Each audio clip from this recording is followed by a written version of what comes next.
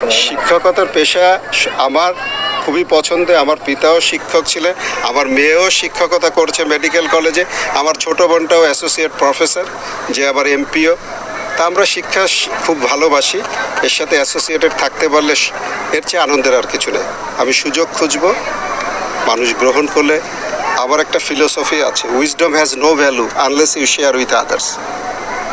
আমার যে জ্ঞান যাই আছে এটার কোনো মূল্য থাকবে না যদি আমি অন্যদের মাঝে বিতরণ করতে না পারি। 81 সালে আর্মিতে ঢুকছি, তারপরে কত বছর, এত বছর ধরে ইউনিফর্ম পরতে পরতে ইউনিফর্মটা একটা চামড়ার মতো হয়ে গেছে। এটা খুলতে হবে ভাবলে মনটা খারাপ হয়।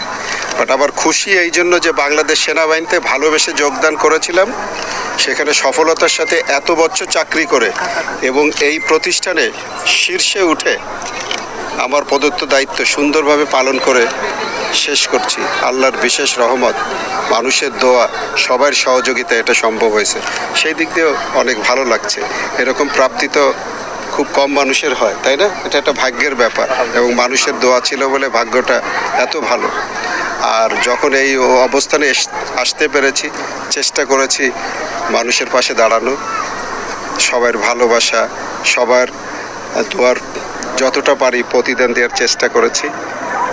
1971 সালের যে মুক্তিযুদ্ধের সময় এই এলাকায় ছিলাম, তো ওই স্মৃতি তো ভোলার না। যারা দেখেনি মুক্তিযুদ্ধ তারা বুঝতে পারবেন যে কত কষ্টের সময় আমরা অতিক্রম করেছি। তো সেই সময়ের অনেক স্মৃতি এখানে আছে। আর আপনারা জানেন যে আমার আব্বা এখানে অনেক কিছু করেছে।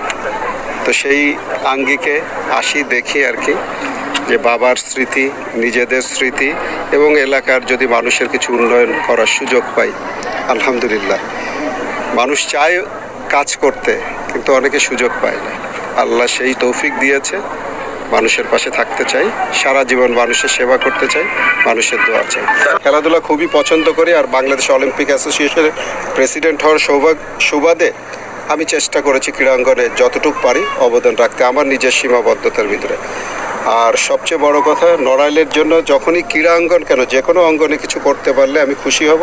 আর ক্রীড়াঙ্গনে আমার বিশেষ চোখ থাকবে, যেখানে যেটুকু কন্ট্রিবিউট করার সুযোগ থাকবে আমার নিজস্ব সীমাবদ্ধতার ভিতরে আই